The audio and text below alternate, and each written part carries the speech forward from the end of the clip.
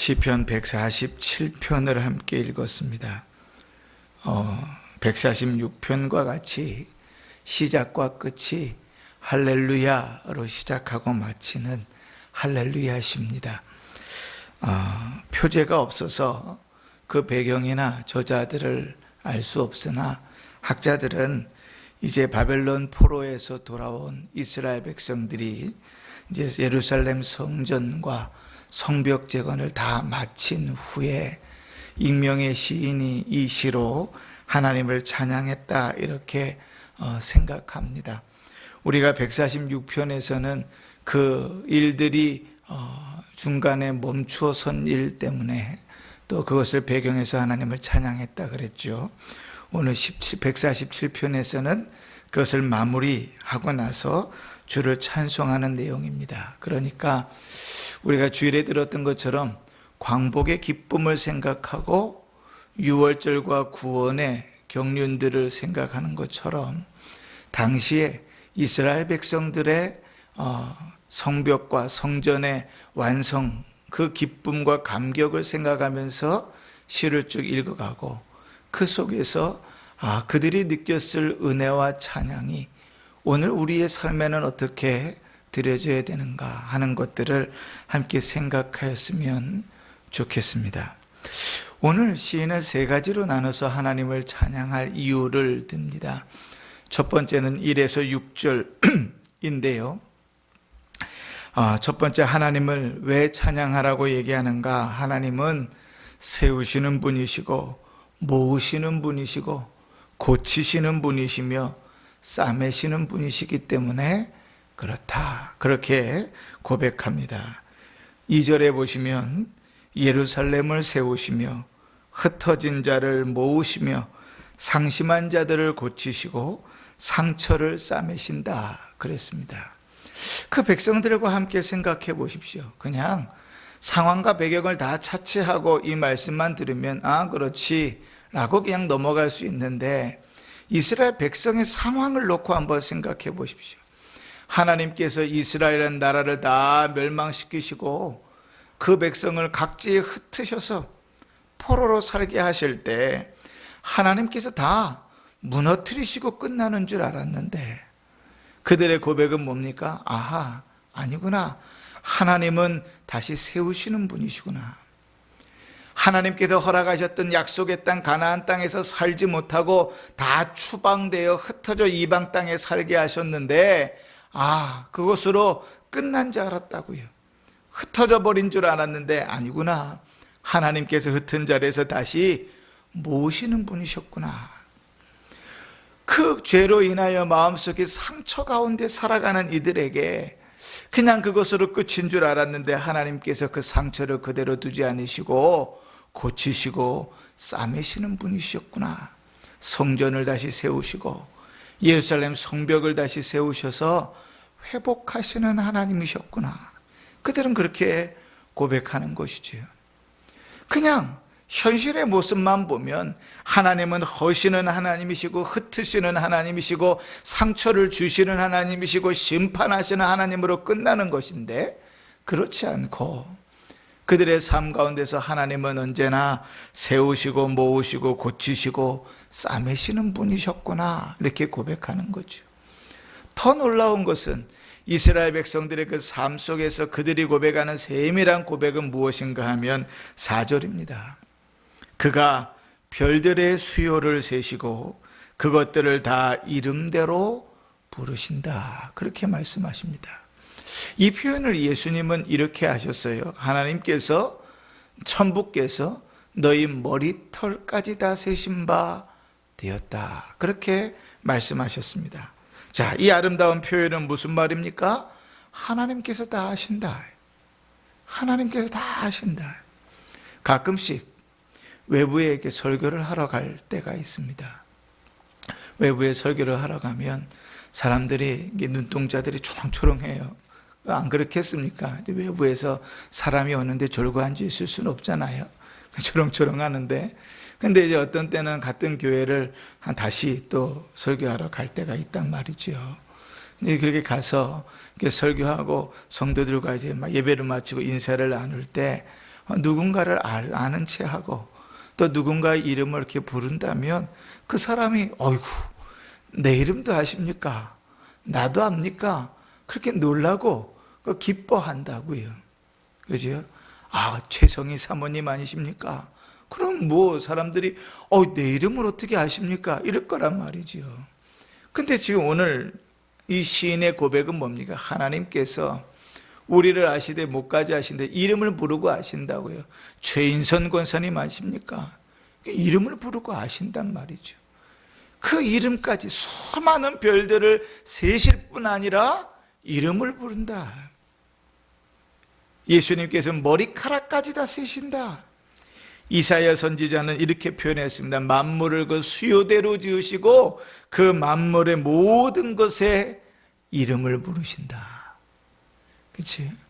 성도에게는 이것이 큰 은혜일 수 있습니다. 어느 곳에서 어떤 모습으로 있든지 주님께서 아시니까요. 그러나 죄인에게는 이 모습이 두려움일 수 있습니다. 하나님이 그 하나하나의 죄를 잊으시는 것이 없으니까요. 그래서 시인은 이렇게 하나님을 찬양하는 것입니다. 그 하나님 앞에 겸손하여 주를 찬양하는 자가 복되다. 왜냐하면 6절입니다. 악인들은 땅에 엎드려질 것이기 때문이다. 이렇게 하나님을 찬양하는 것이죠. 두 번째로 하나님을 무엇으로 찬양하는가? 7절부터 11절까지인데요. 하나님은 섭리하시는 분이시다. 섭리하신다는 말은 그냥 다스린다 하는 말보다 훨씬 더 구체적인 말입니다. 통치하신다. 그것은 왕이신 하나님께서 세상을 다스리신다 하는 말이라면, 섭리하신다는 것은 때를 따라서 가장 적절하게 그 모든 일들을 이루어 가신다는 말입니다. 우리가 예배 때마다 하나님 앞에 나와 예배를 드리고 또 말씀을 들을 때 우리의 신앙은 뭡니까? 우리 원로 목사님을 통해서 우리 교회가 계속해서 배웠던 신앙은 그것입니다. 하나님께서 말씀하실 때 그 말씀을 오늘 나에게 필요하여 먹이시는 양식이라는 거죠. 그렇지? 그게 우리 신앙 고백입니다. 그러니 주님의 양식을 먹지 않고 살아가는 삶이 얼마나 곤고하고 힘들겠는가. 그렇지? 그것이 섭리입니다. 때를 따라서 그 필요를 따라서 채우시는 것. 그 하나님이 그 무한하신 섭리로 구름을 준비하시고 비를 내리시고 또 짐승들에게 먹을 것을 주신다.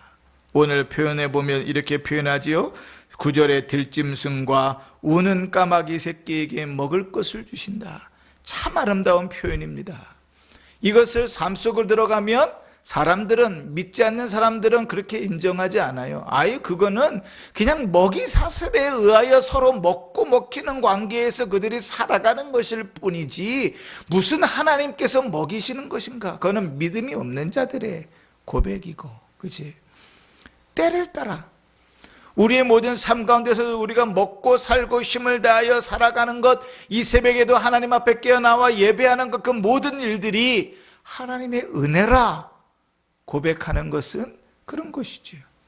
하나님께서 우리에게 허락하시는 그 일들, 때를 따라 일하시는 그 섭리를 따라서 우리에게 있다. 예수님은 이렇게 이 표현을 하셨습니다. 까마귀도 들의 백합화도 하나님께서 먹이시고 입히시거늘. 그지? 그 말씀의 뒤는 뭐죠? 하물며 너희일까 보냐. 시인도 마찬가지예요. 하나님의 섭리하심을 구름을 이야기하고 비를 이야기하고 들짐승을 이야기하고 까마귀 새끼를 이야기하면서 이 시인이 하고 싶은 말은 뭐냐면, 하물며 하나님께서 우리의 삶 가운데 그렇게 섭리하지 아니하셨겠느냐. 그래서 자기 힘을 의지하고 살아가는 자가 하나님 기뻐하지 않는다.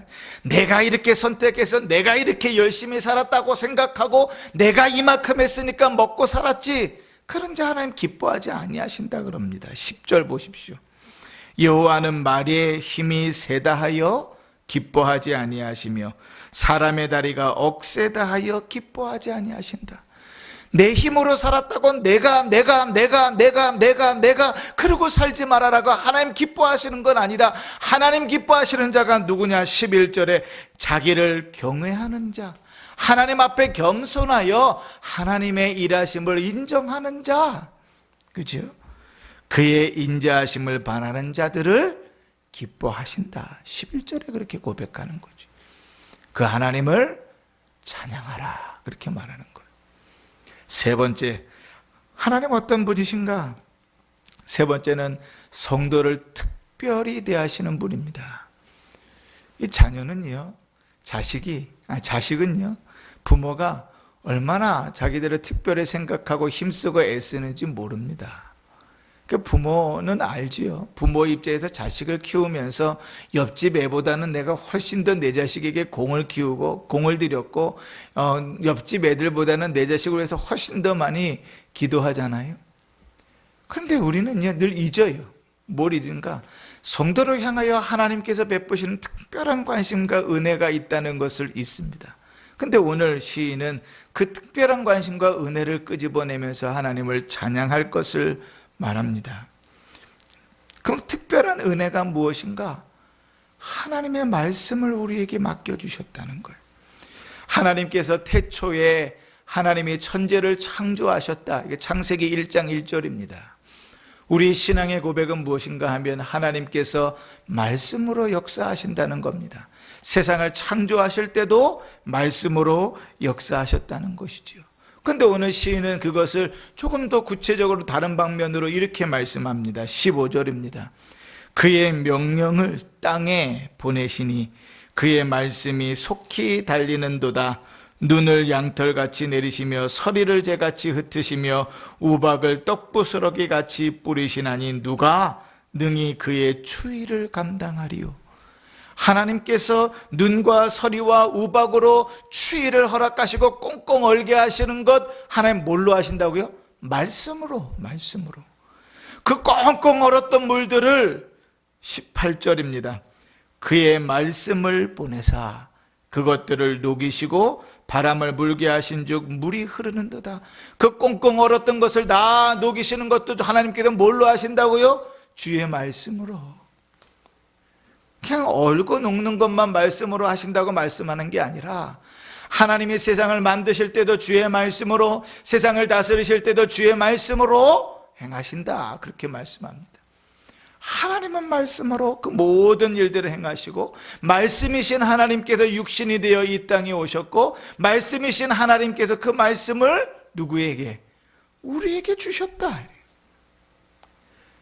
하나님의 말씀을 우리에게 맡겨주셨다. 19절부터 한번 보십시다. 그가 그의 말씀을 야곱에게 보이시며 그의 율례와 규례를 이스라엘에게 보이시는도다. 그리고 잘 보십시오. 20절. 그는 어느 민족에게도 이와 같이 행하지 아니하셨나니. 누구에게나 주의 말씀을 들리시고 누구에게나 그의 말씀을 맡기시는 것이 아니다. 누구에게? 야곱에게, 이스라엘에게, 주께서 택하신 백성에게, 구원하신 성도들에게 주의 말씀을 들리시고 주의 말씀을 맡기시고 주의 말씀을 따라 살게 하시는 거죠. 하나님의 특별하신 은혜입니다. 그러니 예배 때마다 주의 말씀이 은혜가 안 된다, 그건 대단히 괴로운 일이고요. 주의 말씀을 따라 살지 않는다, 그거는 대단히 불쌍한 일입니다. 하나님께서 특별한 은혜를 베푸셔서 하나님의 말씀을 계시를 주시고 우리의 손에 주의 말씀을 들려주시고 예배 때마다 주의 말씀을 들리시며 그 말씀을 따라 살아갈 수 있도록 성령께서 역사하시고 동행하시는데, 그 말씀과 관계없이 살아가고 그 말씀에 관심이 없고 그 말씀이 재미없고 따분하고 졸리고 식상하다면 그것은 참 불쌍한 것이죠. 하나님의 특별하신 은혜를 받고도 그것이 은혜인 줄을 모르는 것이죠. 하나님의 특별한 사랑을 받고 있는데 그것이 사랑인 줄을 모르는 것이죠. 그 속에 하나님 특별한 기쁨과 즐거움을 허락하시는데 그 주님께서 주시는 기쁨과 즐거움을 맛보지 못하고 괴롭고 힘들고 외로운 인생을 사는 것입니다. 그러나 시인은 뭐라고 말합니까? 20절 마지막입니다. 그들은 그의 법도를 알지 못하였도다. 그러면서 할렐루야 이렇게 끝내. 할렐루야. 우리에게는 뭐밖에 없어요? 하나님을 찬양할 것밖에 없는 겁니다. 자, 그러고 나서 그러고 나서 주의 말씀을 맡기셨구나. 그러고 나서 조금 거슬러 이제 13절을 읽어보십시다. 하나님께서 그 성도를 어떻게 대하시는가? 그가 내 문빗장을 견고히 하시고 내 가운데 있는 너의 자녀들에게 복을 주셨으며 내 경내를 평안하게 하시고 아름다운 밀로 너를 배불리셨다. 그럽니다. 그가 너를 지키시고 내 자녀들에게 복을 허락하시고 그 속에 평안함을 주시고 때를 따라 먹을 것을 먹이신다. 필요를 따라 채우신다. 그지? 그것은 다 누구에게? 주의 말씀을 맡기신 하나의 말씀을 들고 있는 성도에게 주어지는 하나님의 은혜인 것이죠. 그러니 사랑하는 성도 여러분, 우리는 특별한 사랑, 특별한 대우를 받으며 사는 자